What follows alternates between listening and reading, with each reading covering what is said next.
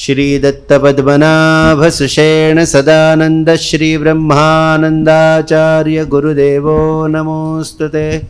श्री गुरुदेव दत्त।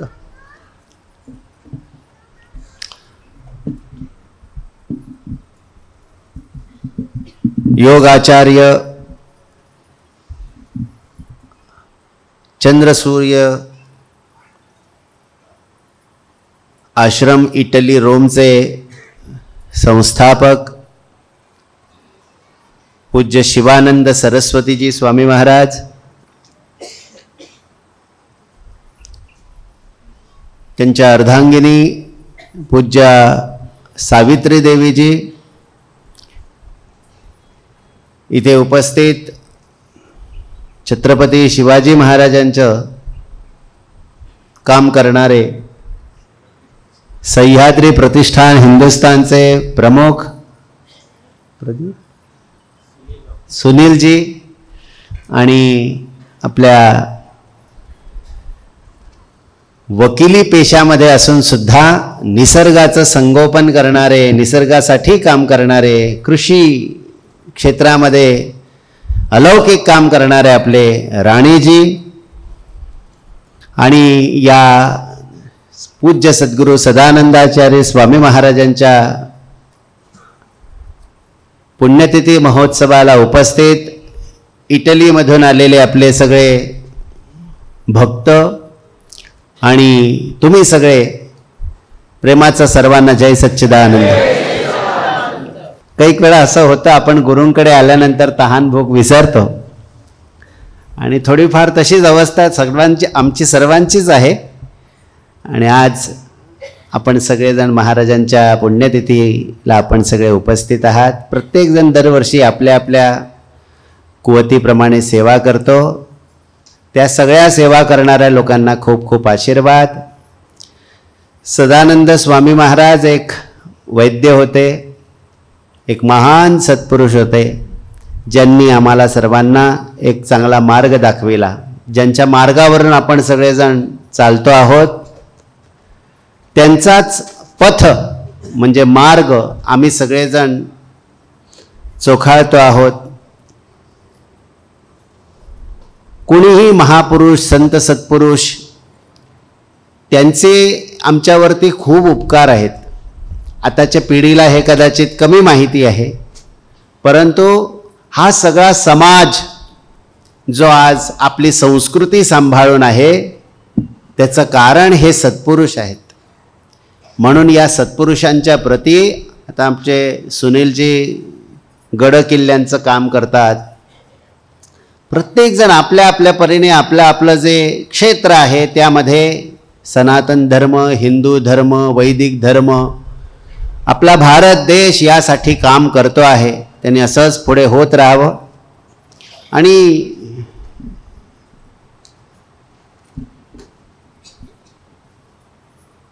आम्ही सगळ्यांनी मिळून या भारत देशाला, हा जो देश भारत, सनातन धर्म यासाठी आपण सगळ्यांनी झोकून दिलं पाहिजे।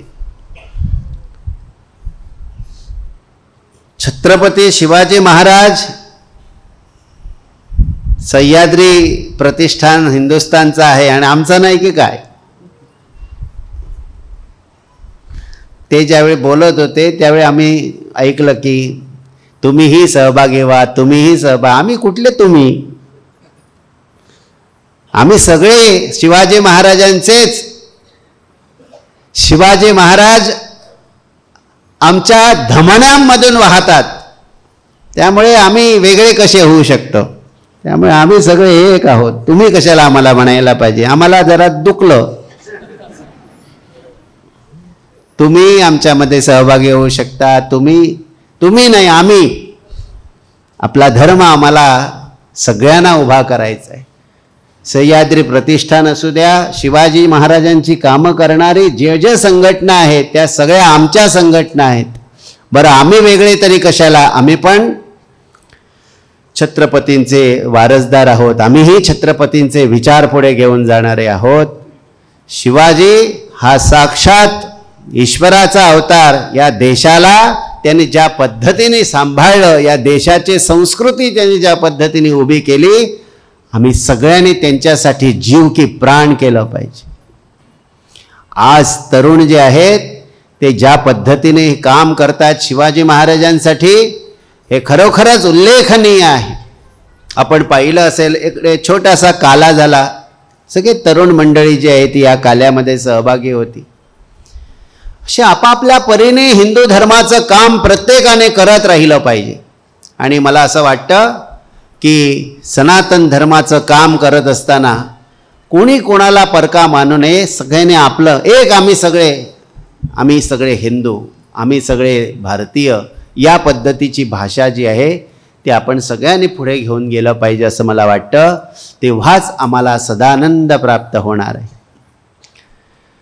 सदानंद म्हणजे सदा आनंद देणारा, रोज आनंद देणारा. आणि आम्हाला आज खरंच आम्ही सगळ्यांनी बघितलं की हे इटली, रोम इकडची मंडळी जी आहे ती आमचे श्लोक संस्कृतचे म्हणताना तुम्ही ऐकलं असेल. सद्यो जातं प्रपद्यामि सद्यो जाताय वै नमो नमः असं त्यांनी मंत्र म्हटले. ऐकलेत की नाही सगळ्यांनी? आमच्या घराकडच्या पूजा कशा होतात? गणफूल घातलं की झालं, बरोबर? आम्हाला येत नाही आणि त्यांना येतं. ही अवस्था जर नको आहे तर या साधू संतांचं, सत्पुरुषांचं जे सांगणं आहे ते आम्ही सिरियसली घेतलं पाहिजे. आम्ही सगळ्यांनी साधू संतांची जी भाषा आहे ती समजून घेतली पाहिजे. आमच्या पुढच्या पिढीला ते कळलं पाहिजे. बऱ्याच लोकांना असं वाटलं की हां, स्वामीजी आहेत किंवा त्यांचे शिष्य जे आहेत ते आज या ठिकाणी आलेले आहेत, का नाही येणार? आपला वारसाच इतका मोठा आहे, आपली संस्कृती तितकी मोठी आहे की विश्वाला आम्ही सगळेजण आमचे परिवार मानतो. आमच्या या छोट्याशा गुळदुवे गावामध्ये सुद्धा इटलीवरून, दुबईवरून, बऱ्या मोठ्या मोठ्या देशावरून सुद्धा इथे लोक येत आहेत. त्याचं कारण आपल्या गुरूंनी आपल्याला हे विचार जे आहेत ते विश्वाला तारणारे विचार दिलेले आहेत.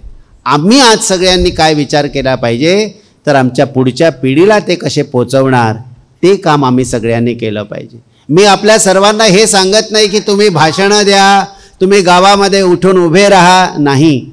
तुम्हाला जे घर मिळालेलं आहे त्या घरामध्ये जी मुलं आहेत त्या मुलांना छत्रपती शिकवा, त्या मुलींना तुम्ही छत्रपती सांगा, तुम्ही त्या मुलांना आपली संस्कृती द्या. बस एवढंच काम आम्ही सर्वांनी करायचं आहे. ह्याच्यापेक्षा मोठं काम करायची गरज नाही आहे. तुमच्या शंकरांना, विष्णूंना, गणपतीला जर रिस्पेक्ट पाहिजे आहे, तुमच्या देवदेवतांना जर सन्मान पाहिजे आहे, किंबहुना मी म्हणेन आई आणि वडील म्हणून तुम्हाला जर सन्मान हवा असेल तर त्यांच्याकडे छत्रपती पोचवा, ऑटोमॅटिकली सन्मान येईल. त्यासाठी आणखीन वरिष्ठ काय काम करायची गरज नाही आहे. देश मोठा करायचा आहे, मुलांमध्ये देश घुसवा, मुलांमध्ये राष्ट्रभक्ती घुसवा, मुलांमध्ये साधू संतांचा रिस्पेक्ट जो आहे, प्रेम जो आहे, आदर जो आहे तो त्यांच्यामध्ये द्या. कधी मुलं मोठी होतानाच. आज तुम्ही इथे आलात, मुलांना घेऊन आलात, मुलं हे सगळं चित्र बघणार. कसे साधू संतांना रिस्पेक्ट दिला जातो, कसे जाणत्यांना रिस्पेक्ट दिला जातो, इथे कसे महाप्रसाद ग्रहण करतात, इथे कसे लोक जे आहेत ते देवाला पाया पडतात, इथे कशा पद्धतीने एकमेकांना बघितल्या नमस्कार करतात, जय सच्चिदानंद म्हणतात. हे वय वर्षे 2 वय वर्षे 3 वय वर्षे 4 या वयातल्या लोकांनी तुम्हाला पाहिलं पाहिजे. आता इकडे आमच्याकडे फुगडी घालतात, काला करतात, भजन करतात. हे सगळं चित्र जे आहे ते मुलांना तुम्ही दाखवा. आपलं एवढंच काम आहे.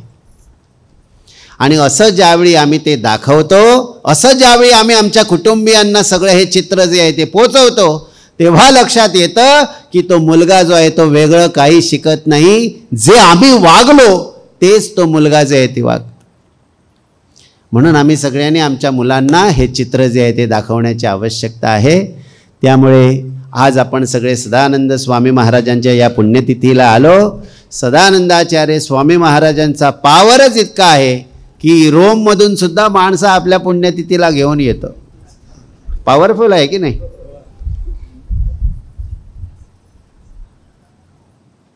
आम्ही जे जवळपासचे लोक आहेत